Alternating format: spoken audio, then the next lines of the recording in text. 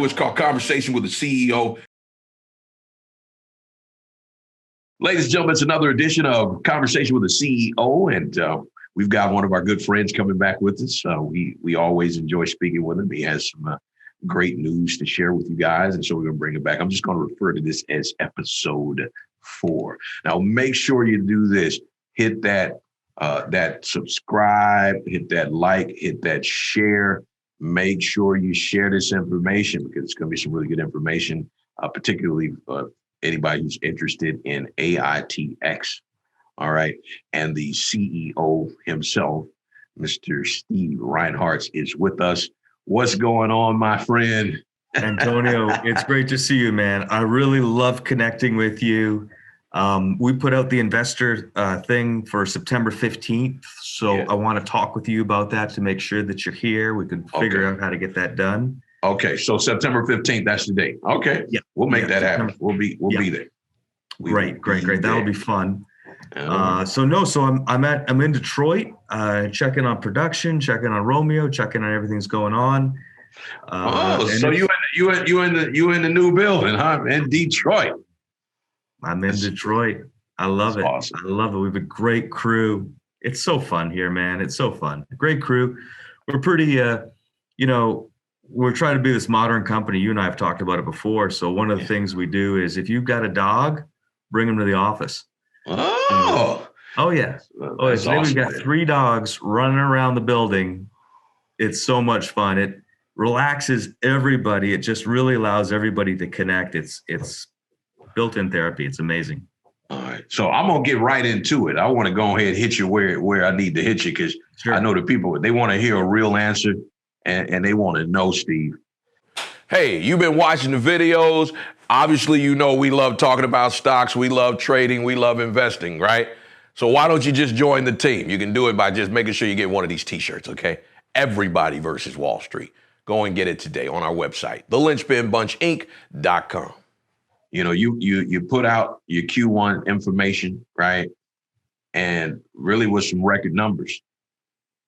Good news. Typically, when you get good news from your Q1, usually your stock takes off. Yeah. It went in the opposite direction. A lot of people are concerned about that. They want to know, like, whoa, what's really going on? Like, you get record revenue. And you add a few orders, yet you're trading right now as we speak, and this is being recorded, right? So it could be a later date. It's 1:06 Thursday, July 22nd, and you're under 5 cents. Talk to me about that. First of all, I mean, nobody should think that I'm happy or that I treat this lightly. That said, I only have limited tools to affect it, right? I mean, we have a market cap where there's tens of thousands of investors that trade the stock. We sometimes have, I think we're averaging probably between 5,000 and 8,000 trades per day. So it's fairly, for an OTC stock, it's widely shared for an OTC stock. Yeah. And not everybody follows us. Not everybody watches your videos. Not everybody learns about the company. So my estimate is that about 20% of our traders do follow us and kind of know what's going on, and that 80% don't. And 80% might see a tweet or might watch 5 seconds of a video with you or any one of the other people that try to share information. They're like, okay, whatever, I'm going to go buy some AITX, and which is great, right, from our perspective. Mm-hmm. But at the same time, as the stock goes down, if you have a dip, then that same momentum that carried you up, which are investors just following momentum, their scanners or whatever tripping, hey, buy this company's going up, buy this company's going up. Mm-hmm. On the reverse side, it's sell this company's going down, sell this company's going down. And then we get caught in that. Listen, I don't know why per se the stock's going down, other than to say that my speculation is that it's that same momentum swing that brought us up, bringing us down, because we give great results. We're on the right track. I think we're on the way to being multi-billion-dollar business before too long.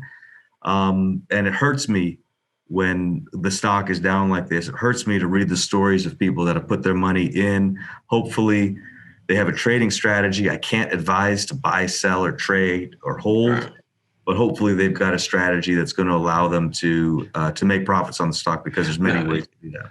I want to bring up a point because I've noticed this myself. Change is tough for a lot of people, right? And all of us, even as you're a CEO, I'm a CEO. One of the most difficult things for us to do is keep up with where things are going, right? I was at a restaurant, 52 Seasons here in Sarasota last week, and they're like healthy, super healthy foods, all fresh stuff. Is it the same 52? Yeah, 52. So yeah, good old healthy food, nice steaks. Yeah. Love that place. Yeah. Oh man, it's great. You got to go to happy hour. So was there, and I was sitting down next to a guy who was clearly probably in his 60s. We were having a conversation because he asked me what did I do. I told him I had a podcast, this, that, and the other. He's like, "Oh, that's great." So we got into some conversation, and I was bringing up things for him. And this is a guy that runs a major business, probably a big influence. He was so out of touch. He didn't know about Clubhouse. He didn't know a lot of things. And so he told me to meet him again this week. I'm going to be meeting him in the market. He said he's going to do his research and he wants to come back because he said he learned a lot from me and he wants to. He said, I told him the best thing you can do is keep some young people around you, right? But I'm bringing that point up for this reason, Steve. The way they report news for companies like yours, some of the people that report it are still old school. And so a lot of stories and information is not getting where it needs to be. Bingo. They using an old, antiquated system to report the news. And they claim, to me, the most valuable thing that any company could do today is get better at finding this news for all these companies a lot faster in good time and be credible all at the same time. No one has figured that out yet. And I know they haven't. I know because of experience. I know because, oftentimes you see a stock that it goes up and they'll say, we don't know the reason why. That's their go-to. You've seen that before, right? All the time. I read one this morning on AITX. Yeah, they go, why is this stock moving? No one knows. There's no reason, right? But the people who are in the system, who report, it could have been an interview with a guy on YouTube. It could have been a Clubhouse live conversation where something was said in there that had great impact, but they have no way of keeping up with these things. And so that antiquated way to report news for traders and investors, they've got to fix that. And now that's me and that's my opinion. I don't think I'm wrong, but I could be. So I'll say that. But that has an impact on how these stocks move. It has an impact, I think, that's even bigger than what you're saying, because what I've seen is that good news, for example, those first quarter results that we did, that went to a select audience, basically. I mean, I promote it on Twitter. We put it on the website. We issue the press release. We make sure it has circulation to all the brokers. But what sometimes I find gets more press or more eyeballs are rumors that are either negative rumors on Reddit, StockTwits, Twitter, whatever, than the positive. So what I'm saying is that FUD, fear, uncertainty, and I don't know. I don't remember what despair. That's what it is. But FUD seems to run faster through news than positive pieces. And I think that, like, for instance, there's so much nonsense out there, right? Yesterday, an investor who, because I'm in touch with probably 300 investors, just regulars that are reaching out on a regular basis, asking questions, looking for clarification, shooting down rumors. There's a lot of work. And he's like, "Hey, I heard that you got fired as CEO." Wow.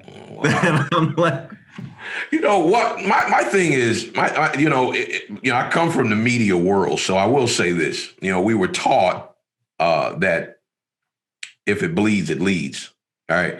So 100%. Yep. So, a lot of times the people are trying to keep their jobs. And for some reason, everybody loves the negative news. Like, right. If something happened with you that was really bad news today, everyone would know your company. They'd know you're the CEO of the company. And that would instantly impact your stock like that fast. And it wouldn't even be a question about it. And that's real news. Right. Fake news can have the same effect. Rumors can have the same effect, can travel as quickly because, like you said, people want to watch the train crash. Exactly. They don't want to watch the train go through the station to the next one. Now, that's one of the reasons. I remember one of our first interviews, I talked about due diligence. So when you think about due diligence, that's really what it is, because I've heard this a lot from a lot of my own mentors. They say, know what you own. And you gotta know what you own, because there's so much information out there that's just not true. We're experiencing it even through this vaccine. Who should take it, who shouldn't take it. So you're fully on. So imagine you being a CEO of a company, right? That you're trying to run a business. You're trying to make sure you get the information out there. You have a successful quarter. Doesn't do anything because people are obsessed with news that's not true for some reason. The stock's been slipping over the past few months. And I had the theory that a lot of it was because momentum traders getting out of shares that they see are going down because they don't understand the company, right? Like I was talking about. So I said, okay. So I said, I'm going to see if this theory is real or not. And I put $10,000 into the market. And I started trading, because I wanted because it's such an emotional response. And because I'm really busy at work, like most of our traders are, I didn't have the time to do the research. So what was I doing? I was doing what a lot of traders, I'm looking at stock. I'm looking for momentum. I'm using my screener. I'm making, monetary decisions on 3 minutes of due diligence. Right. And so that's why I feel from a speculative standpoint that the stock price is going down, because people just see it going down and it becomes this self-fulfilling prophecy. Now, in our case, all right, where we're real, we've got so much going on. I can be on the phone with you right now and I can be smiles and I can be positive because I know we're building a legit great business. I know that we're not messing around. Now, is that going to take a day, a week, a month, a year? I don't know. Well, I can't judge it, but I'm going to give you some good news. I'm going to go back to a guy. I quoted him before, and I'm going to quote him again. His name is Tyler Perry. He was talking to Bishop T.D. Jakes in a podcast about less than 2 weeks ago, and I was listening to it. And Bishop Jakes asked him a question, and basically the answer to his question was he was glad that he was undervalued. He said that worked in his favor because people didn't know how much stuff he had going on. He's like, here I am. I can get to the Black community literally in a heartbeat. If I say I'm going to do something, they respond to everything I do. I was collecting emails all this time, even before, Facebook and before, Twitter. So he had access and they called it the Chitlin circuit, right? He was super successful here, right? But he said that when he went out to Hollywood, they didn't want to do it. The fact that they underestimated him, it put him in a position of power. So, that's a good thing. So from a guy who's now officially a billionaire himself, to Tyler Perry, he himself says that's actually in a person's favor when people literally undervalue you. Yep. And so the people who are following AITX now, they're doing the work. So, you get mad now, but you got to think about things this way. And I'm not just even talking about AITX. I'm talking about any stock you love, any company that you love, that you figured something out, right? Like I was telling my sweetheart, I told her this about 6 or 7 months ago. I said, Crocs is the real deal. I said, you can't go nowhere and people don't have on these Crocs. They're getting partnerships, and it's like a culture for Crocs that is just taking over.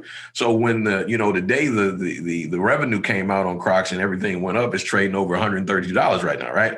But for the person who doesn't understand that and ain't on the ground, they don't understand that Crocs, everybody wearing them, right? So you think, oh man, I better sell because it went down in the process of going up. That's the same thing I'm seeing here, right? Yeah. So I just simply say to anybody who's watching this interview, that whoever you invest in, and in particular, if you're going to invest in AITX, you need to know that what you own. Just do the research, make sure you know it, feel good about it, because at the end of the day, we're not really in it for the short gain, right? We're in it for the long term, because it takes time to become a beauty.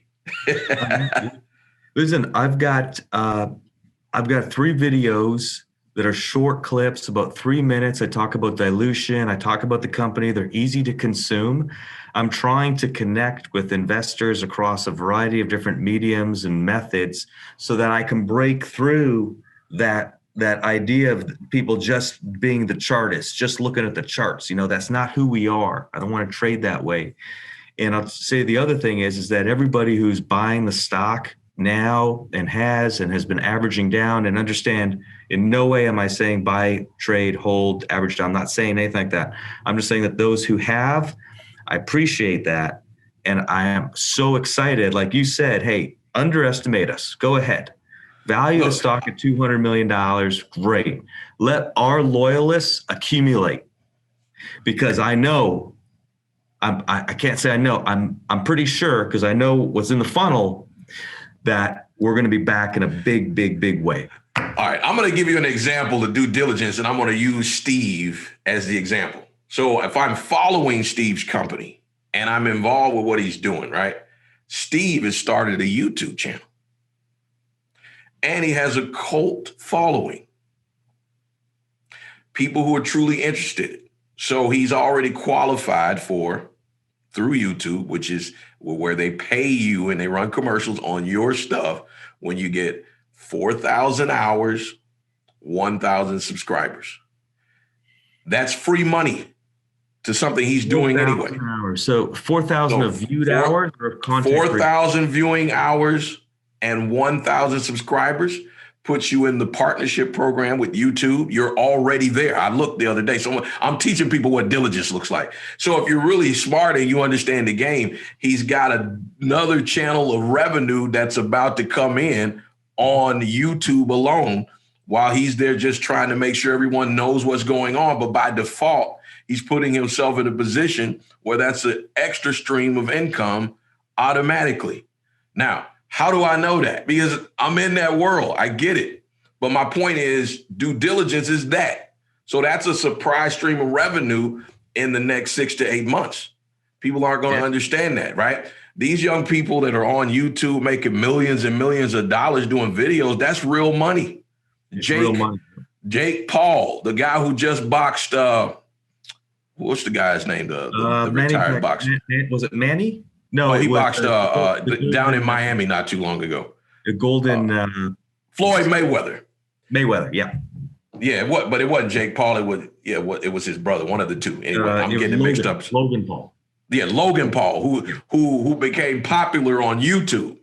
Okay, so a YouTuber who fought Floyd Mayweather captivated the world. My point is, that's real money in the YouTube world.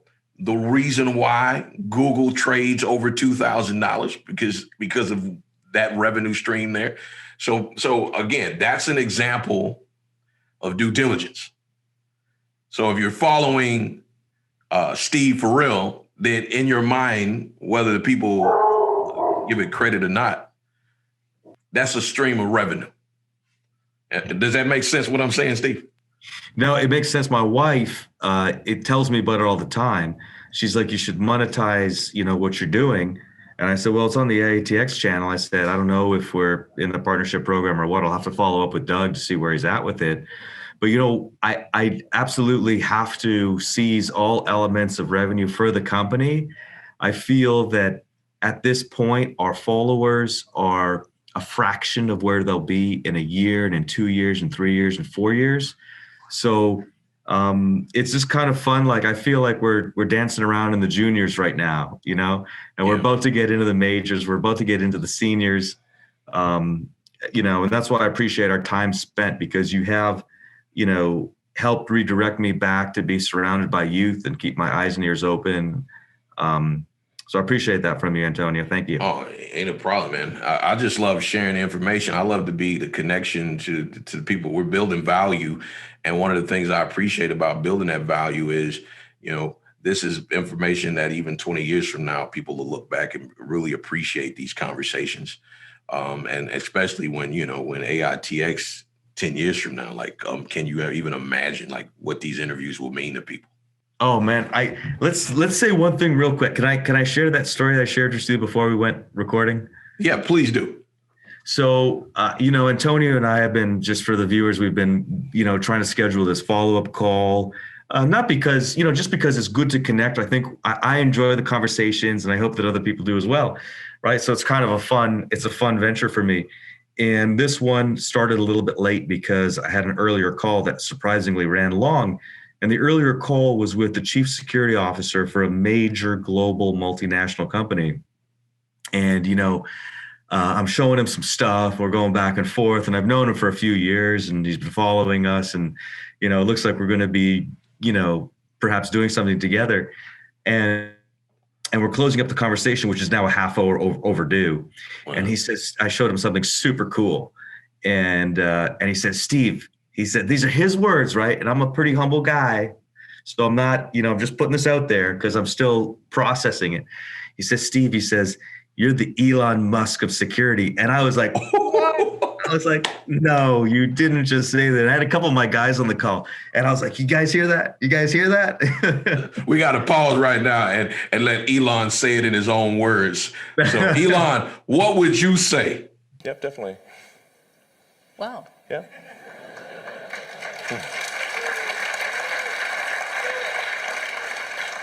A huge compliment, and particularly from this gentleman. I mean, when those things are said about you and your company, after I shared with him an update to our story, it's incredibly meaningful, and could contrast that real life moment to the FUD that's sowed online. And that's why you have to know what you own, and you have to do your research and do your due diligence. When I was trading that $10,000, which by the way is now $6,300, right? Because I didn't have strong hands at all. I saw the thing going down. I didn't know what I had bought, and I was the hell out of there, right? That's why I see that being replicated in the AITX community from the same people that were trading like me.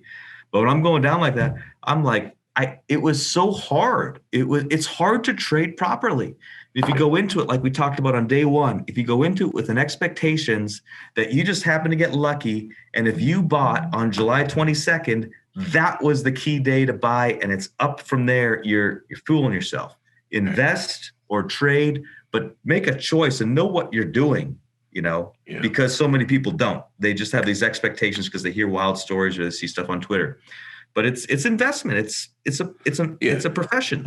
Absolutely. And listen, if you're going to be investing, I say this all the time, invest in yourself so you can get the proper education, so that you can buy the right companies, and so that you can trust your money when you let your money go into the company. So many people are just taking advice from some stranger, from some person who sends out a tweet, or someone on YouTube. Even if it's me, you don't necessarily know me. Like I tell people all the time, go do your own due diligence, right? I'm doing mine, right? And so you do yours. But the thing of it is, put the edge, like invest in yourself so you can learn these things. I invest in myself because I'm trying to be good at this. I want to know that I'm on top of the game. I like when people say, man, Antonio mentioned that stock to me like 6 months ago. Why did I ignore it? Right. And I told them, for example, Roku, when it was trading for $65, Steve. Wow. $65 is what it was trading for. People thought it was just basically putting a stick into a TV, right? So because they didn't understand and there was yet a revenue stream, right? That's where people mess up because they don't understand, because sometimes it takes a while for revenue stream to develop. But once it does, oh boy. So what was happening with Roku, and I seen this unfold while people were undervaluing this company. I said, wait a minute. Because at the time I was spending a lot of time in Costco, a place I love to go. I do too. I do too. Best. And yeah. Love it. Costco's awesome, isn't it? So it's best, yeah. TVs, don't even get me started. Okay, go on about Roku, cool. Right? Yeah, so it started off as this stick, but when people were cutting the cords and they started, Roku was kind of developing free ways to look at content. And what I noticed is that older people, they didn't care about paying stuff for them. They watch whatever. They was like, well, I like the old movies, right? And so they could go back and get those old movies and stream them for free when you bought a TV that already had Roku in it or had the stick in it. And so it started developing what was a loyal following, right? And what was happening, though, was as the war was happening over streaming television, right, and cable, Roku was just walking through the lines like, I'm really going to help both of y'all. Y'all don't know it. And so I referred to Roku because when I really started to understand, I was inside of Costco. I said, Roku is the Costco of streaming. And I said this some time ago. And so everybody who had content, they were going to have to go through Roku anyway, period. I got a Roku TV here, and I'm outfitting the office. $422. Yeah, but the point is, you see how the value jumps up on something when people don't understand where the revenue's coming from. But the revenue is coming from all the people that have content, no matter whether you're a cable channel, whether you're Amazon, whether you're AT&T. You have to partner with Roku because they have such a loyal following from a streaming standpoint. You miss out. So they get to click commercials, right? That's just how it works. So you can start a channel and put an app on Roku, and you could do that, right? Yep. And so people, that's what people, and it's still not going to stop growing. I really see Roku over $1,000 at some point, but that's just my opinion. We just outfitted the office here, with some monitors and stuff. I don't know if you can see, I guess you can't see, but I put a TV on the wall there, and it's a Roku TV. It's a Roku TV that I paid $400 for. And I got my Roku remote here, right? And it's like I entered all my information. All my stuff is there, right? I thought the Roku model would fade. And I'm not the best at investing. I don't follow things very closely other than AITX, right? I'm all AITX all day long. I have very little, I'm not very diverse right now in terms of interests. I was wrong, of course, on Roku. But man, they got it. They got it locked up. There's nowhere else to go. But you're the same. So the point I'm bringing that up for is like where you are and what you do. Like, let's be simple for a minute. Somebody that this their first time watching you. And they say, Steve owns this company. What is Riot Army? What actually do you do in simple terms? I want my grandma to be able to understand. We perform work that humans perform or enterprise organizations would like humans to perform better and cheaper. That's the easiest elevator pitch that I can say. Now, if we're going to dive down a little bit, I'll use just one use case. Security officers at gates, checking trucks in and out. Expensive. The forms aren't filled out right often. It's frustrating interaction. We have an AVA device, autonomous verified access. Does the job fraction of the cost. We got issues in parking lots with vagrancy, unsheltered folks illegally camping out, so on and so forth, right? You got to send a person in. Creates confrontation, workers' compensation claims, people get hurt. Bad, right? It's just bad. ROSA on the wall, taking care of that problem in a humane, functional way, non-confrontational, non-bias, right? We have parking lot security. You have a security officer in a car sitting there all night. Tough to stay awake. I couldn't do it. Put a Scott device out there. Got a security officer roaming. Throw Romeo out there, fraction of the cost. So that's where we're going. And that's just phase one. That's just today. We have this huge roadmap, which is why I got that comment from the CSO earlier. So we're leading. That's today. That's the stuff to understand today. That's where we got our great financial results. That's what customers are happy with. We're going to be dealing with great companies as we are today that I can't disclose for the NDA reasons. But we're going in an area where we're continuing to create new applications that haven't existed before. We're leading the way. I don't know. Does that make sense? I sometimes think makes a lot. Yeah. So what it sounds like to me is, at the end of the day, an employee is a high expense for a company. So if you could replace that employee with something like what you have and cut into that and still get the same level of production or revenue as well, it's a no-brainer for a lot of companies. And Tony, what's crazy? This is crazy, okay? This is an unintended consequence. Whenever you do something, there's always what you expect, and then there's a set of unintended consequences. When I started the business, that's what we thought. We thought that enterprise organizations would gravitate towards saving the money because we're saving millions of dollars for clients, and the number goes up every month. With COVID, what's happening now is that people don't want to return crappy jobs. They've had time to find themselves, to watch guys like you, to do other things with their money, to find their passion. They don't want to take these crappy jobs. So now we're finding an increase in demand because guard companies can't fill the jobs. And that's going to get worse over time. So for us, it's a beautiful unintended consequence, because if you do want those functions, you're getting to the point where there are no other options. Yeah, which is awesome. Think about it like this. Like I say, again, I can talk like this because but you're the CEO. So what I'm saying, he didn't tell me to say this. He doesn't know what I'm thinking. All right, but I just started working out and back. I hadn't been in the gym in 6 years.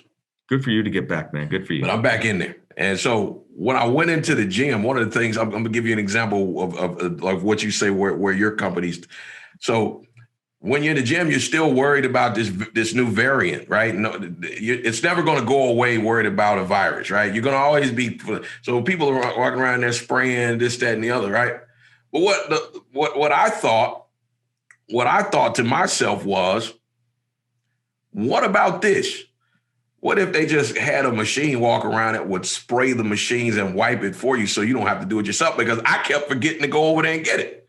But if I got on the machine, gets off the machine, the little robot comes over there and say, and then just wipes it, man, that would be so great. But like a regular human wouldn't want to do that.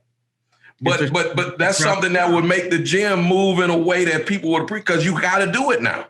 It's just part of protocol. And you feel bad when you don't wipe it off. You get what I'm saying? Oh, Antonio, I get what you're saying. I'm working on stuff. Man, I'm just thinking if I should say something that might blow your mind.